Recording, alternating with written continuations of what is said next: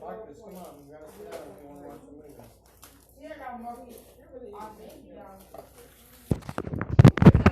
Sit down, Marcus.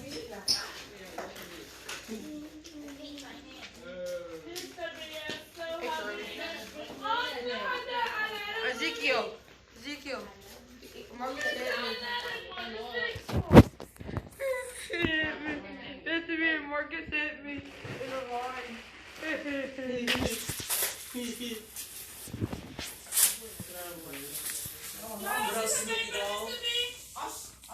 I'm lying,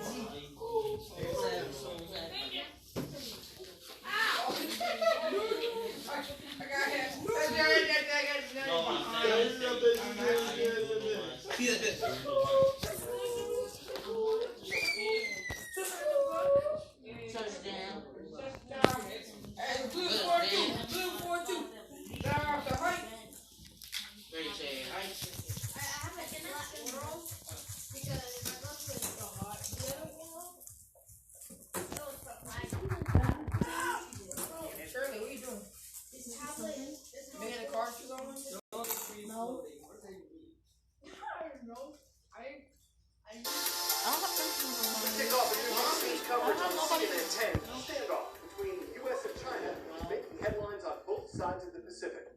That's the first subject we're explaining today. I'm Carl Lazucci. It's good to have you watching. Tariffs, additional taxes, are kicking in on many of the goods that the United States imports from China.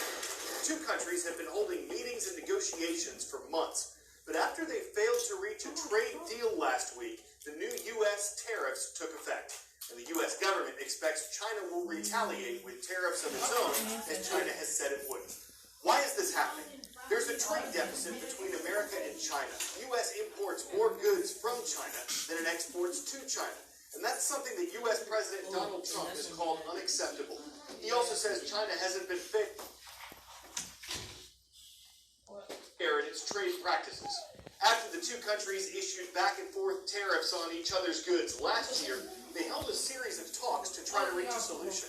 But when a deal wasn't reached last Friday, the U.S. government raised its tariff rate from 10% to 25% on about $200 billion worth of Chinese goods. Why did the talks break down? The U.S. government says China went back on promises it made earlier in the negotiations. China says it hopes the U.S. will meet it halfway and resolve their differences through cooperation. What happens next? Well, in addition to the question about how and when China will respond, is the question about how much the new tariffs will affect the world's two biggest economies. President Trump's top economic advisor says U.S. economic growth would see an impact, but that it would be very small, and that the improved trade deal that's possible would make the consequences worthwhile. Still, the government does expect that both countries would feel a pinch. Despite friendly handshakes between Team Trump and the Chinese delegates, trade talks have stalled. No deal on the horizon. Hello, everybody. And no sign of President Trump giving an inch on the 25% tariff he's launched on Chinese goods. I happen to think that tariffs for a country are very powerful. You know, we're the piggy bank that everybody steals from, including China. But American consumers could soon feel a greater impact if the tariffs expand to consumer products as threatened. China would be expected to pass on those expenses, jacking up prices on smartphones, computers, televisions, fitness trackers, and much more. The extra cost for the average American family of four is expected to be close to $800. Three-quarters of the toys bought in the U.S. are made in China, including these hugely popular dolls. 93% of Chinese-made footwear, including some shoes for Nike. How dare you? So could clothing, Bluetooth headsets, and even drones. Trump's tariffs on China last year steered away from consumer goods and focused on industrial items such as solar panels, steel, and aluminum. Those costs were passed on by American companies. American consumers are already paying. They just don't really know. It's kind of a stealth tax, but it's going to become a very obvious tax not too far from now if this continues. The major markets are already showing unease over the clash. In the next 3 years, if China and the U.S. continue warring over trade, economists say both countries could see their economies slow down, and close to 1 million American jobs might be lost. Still, the president has long insisted China is cheating the U.S. by stealing intellectual property, manipulating currency, and most recently reneging on a framework for a deal. He's convinced China will blink first, tweeting, "Tariffs will make our country much stronger, not weaker. Just sit back.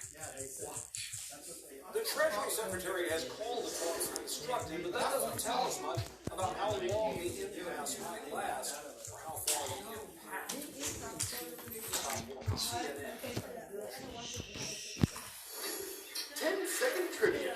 Which of these U.S. landmarks was completed or installed in 1869? The Statue of Liberty, Mount Rushmore, Transcontinental Railroad, or Washington Monument?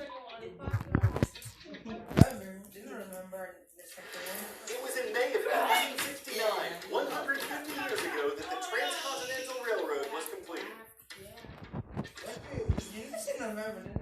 The place where that happened is Promontory Summit. It's part of present-day Utah. The Transcontinental Railroad joined the Central Pacific and Union Pacific Railroads, but this wasn't just an event that fitted two different rail lines together. It was a turning point in American history.